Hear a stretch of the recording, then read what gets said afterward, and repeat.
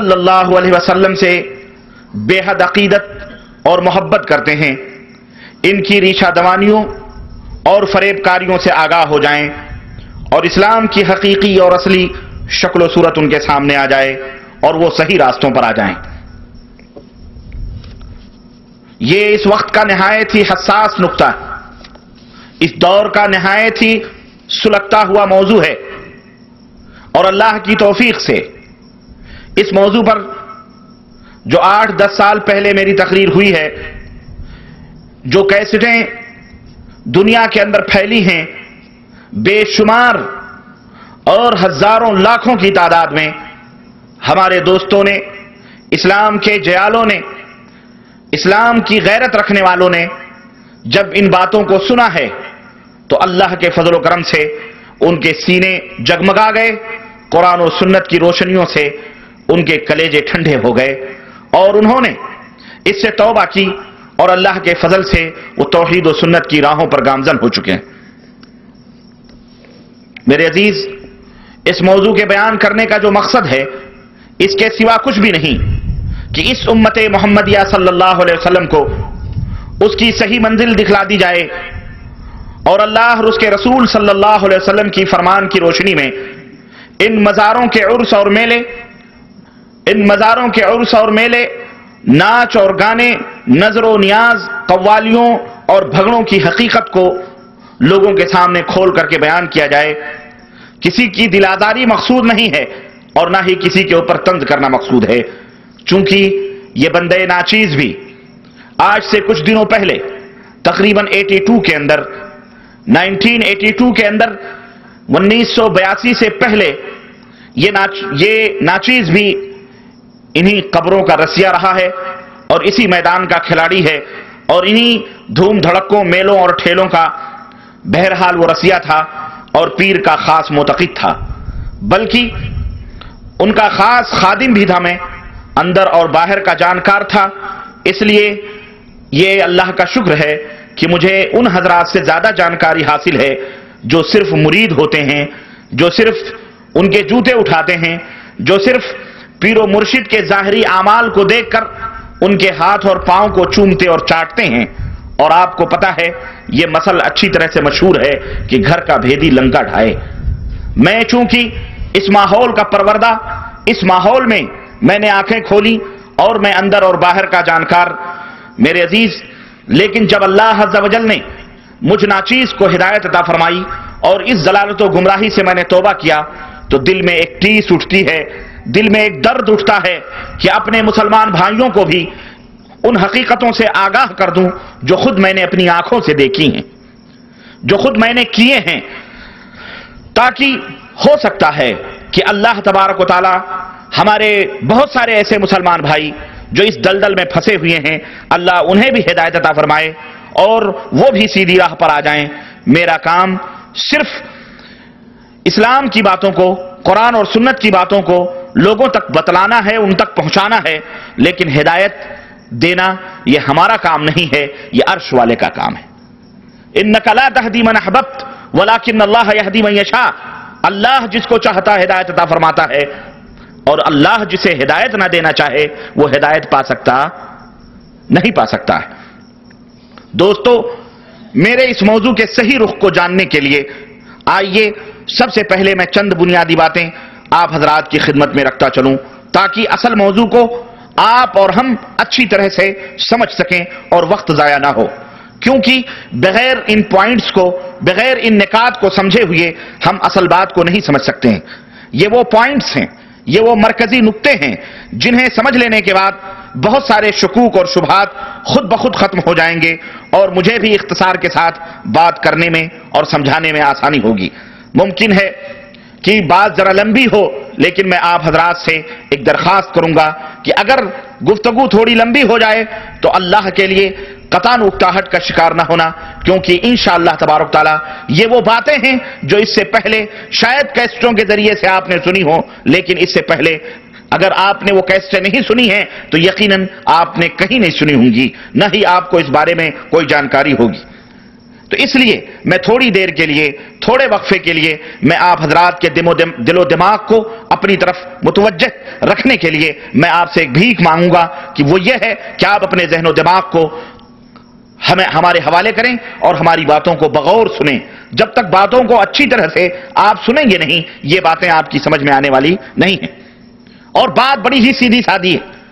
بات یا تو رب کے قرآن کی ہے یا محمد الرسول اللہ صلی اللہ علیہ وسلم کے فرمان کی ہے. بغیر کسی لاگ لپیٹ کے انشاءاللہ تبارک و تعالی یہ باتیں آپ کی سمجھ میں آئیں گی. میری گفتگو کے جو اہم پوائنٹس ہوں گے ان کو میں آپ حضرات کی خدمت میں رکھنا چاہ رہا ہوں. سب سے پہلے انشاءاللہ تبارک و تعالی شرک کی تعریف کی جائے گی. شرک کی تعریف یعنی شرک کس کو کہتے ہیں،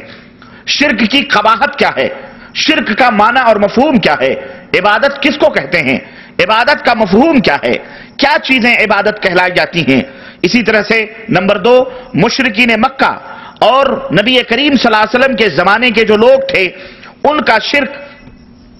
اور ان کا شرک کیا تھا. اللہ رب العزت کے بارے میں ان مشرکین مکہ کا ایمان اور عقیدہ کیا تھا. وہ کفار جن میں نبی کریم صلی اللہ علیہ وسلم نبی اور رسول بنا کر کے بھیجے گئے، ان کا عقیدہ کیا تھا. قرآن کریم کی آیات کی روشنی میں انشاءاللہ تبارک تعالی میں ان کے عقیدوں کو آپ کی خدمت میں رکھوں گا. اسی طرح سے نمبر 3، مشرکین مکہ کو کافر کیوں کہا گیا، مشرکین مکہ کو مشرک کیوں کہا گیا، ان سے جنگیں کیوں لڑی گئیں، ان کے مال و دولت کو حلال اسلام نے کیوں قرار دیا، ان کی عورتوں اور ان کی بہو اور بیٹیوں کو اسلام نے بادی کیوں قرار دیا، انہیں قتل کیوں کیا گیا، ان کی جائیداد کو اسلام نے مال غنیمت کیوں شمار کیا. انشاءاللہ اس کے اوپر بھی گفتگو ہوگی. نمبر 4، موجودہ دور کے جو مسلمان ہیں، موجودہ دور کے جو مسلمان ہیں وہ شرک میں ملوث ہیں. کیا مسلمان بھی مشرک ہو سکتا ہے، کیا مسلمان بھی شرک کر سکتا ہے؟ اس شبہے سے انشاءاللہ تعالی میں پردہ اٹھانے کی کوشش کروں گا. نمبر 5، پچھلے زمانے کے جو لوگ ہیں ان کا شرک کیا تھا، وہ کیا اعمال کرتے تھے جسے اللہ نے شرک قرار دیا ہے. کیا وہ صرف مورتیوں کی پوجا کرتے تھے، کیا وہ صرف بت بنا کے پوجتے تھے، یا کچھ اور بھی چیزیں تھیں جن کی وہ پوجا اور پرستش کرتے تھے. اسے ہم قرآن کریم کی آیات کی روشنی میں انشاءاللہ آپ کی خدمت میں رکھنے کی کوشش کریں گے. اسی طرح سے نمبر 7، بت، پیڑ پودے، شجر حجر، انبیاء اولیاء فرشتے، قرآن سے ان سب کی دلیلیں انشاءاللہ تعالی وہ جو پوچھتے تھے ہم آپ کی خدمت میں رکھیں گے. اور نمبر 8، وہ ان چیزوں کے ساتھ کون سے اعمال کرتے تھے، کیا کام کرتے تھے جسے اللہ عز و جل نے عبادت قرار دیا ہے اور بتلایا یہ عمل کرنے سے، یہ حرکت کرنے سے عبادت میں یہ چیز شامل ہوتی ہے. اللہ رب العزت کی فضل اور اس کی توفیق سے انشاءاللہ میں یہ تمام سب باتیں آپ کی خدمت میں رکھوں گا. تو آئیے سب سے پہلے ان نکات کو سمجھ لینے کے بعد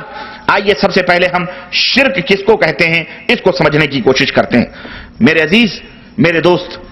اللہ آج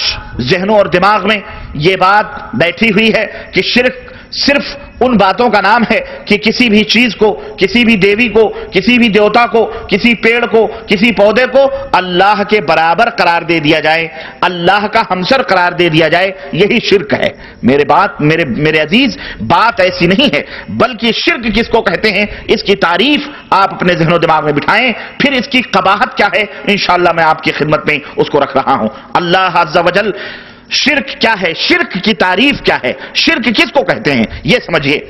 توجہ میری طرف دیجئے، توجہ میری طرف دیجئے، تب بات آپ کی سمجھ میں آئے گی. شرک کس کو کہتے ہیں؟ شرک اللہ وحدہ لا شریک کی ذات، اللہ عز و جل کی جو ذات پاک ہے اس کے اندر، اس کے صفات میں، اس کی عبادت و بندگی میں، اللہ کی ذات میں، اس کی بولو صفات میں، اللہ عز و جل کی عبادت اور بندگی میں. ایک تو اللہ عز و جل کی ذات ہے، دوسرا اللہ عز و جل کے صفات ہیں، اس کے اسماء اور صفات ہیں، اور تیسری چیز وہ کارکرم، وہ اعمال جو ہم کرتے ہیں اللہ عز و جل کی بندگی کے لیے، وہ عبادات، اللہ عز و جل کی الوہیت جو ہے، عبادات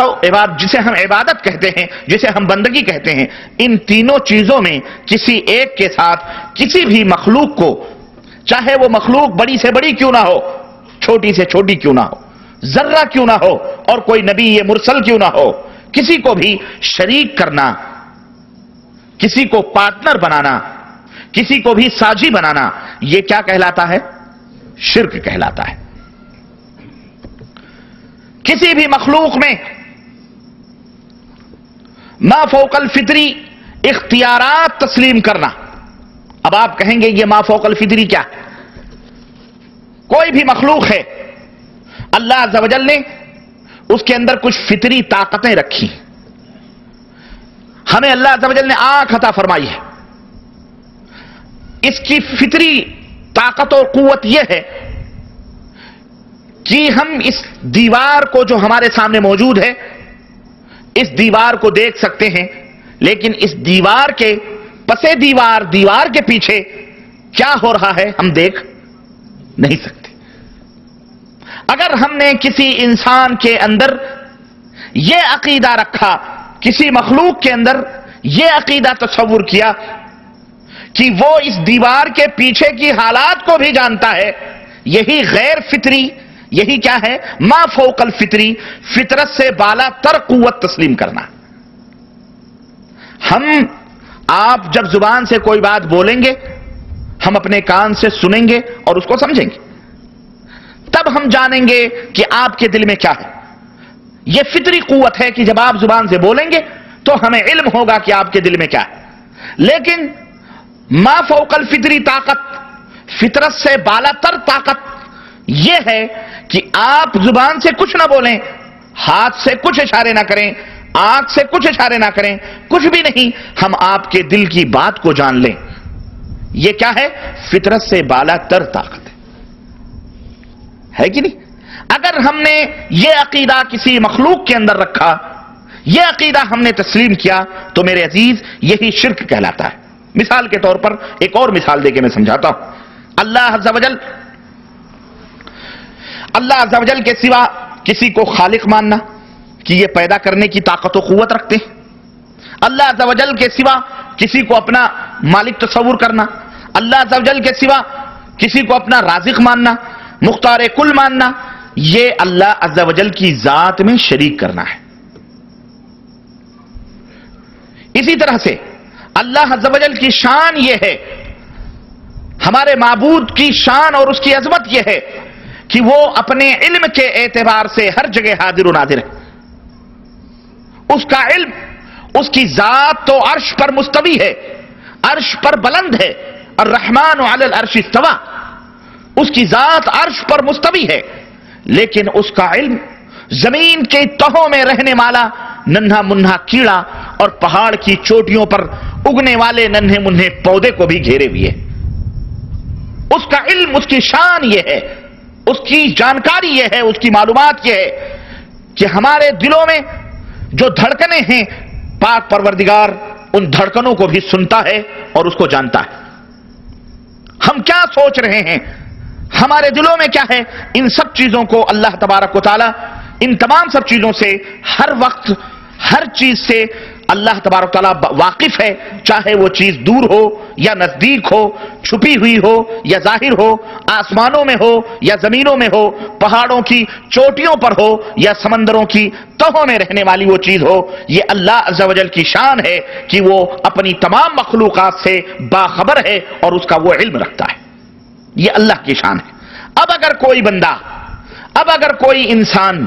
اب اگر کوئی شخص اٹھتے بیٹھتے اللہ کے سوا کسی غیر کا نام لے یا دور و نزدیک سے اسے پکارے تاکہ وہ اس کی مصیبت کو دور کرے، یا دشمن پر اس کا نام لے کر حملہ کرے، جیسے یا علی مشکل کشا، یا غوث، یا خواجہ غریب نواز، یا اس کے نام کا ختم پڑھے، یا اس کا تصور ذہن میں جمائے، اپنے ذہن میں اپنے پیر کا تصور جمائے اور یہ عقیدہ رکھے کہ جس وقت میں زبان سے اپنے اس بڑے آدمی کا نام لیتا ہوں، اس شخص کو دل میں سوچتا اور تصور کرتا ہوں یا اس کی قبر کا دھیان کرتا ہوں، تو اس بڑے پیر کو یا ہمارے بزرگ کو یا ہمارے ولی کو یا ہمارے نبی کو یا ہمارے غوث کو یا ہمارے قطب کو اس کو خبر ہو جاتی ہے، میرے دل کی بات چاہے وہ دور ہو یا نزدیک ہو وہ جان لیتا ہے، میری کوئی بات اس سے ڈھکی چھپی ہوئی نہیں ہے، میری صحت اور بیماری، میری موت اور زندگی، میری غم اور خوشی اس کو ان سب کی ہر وقت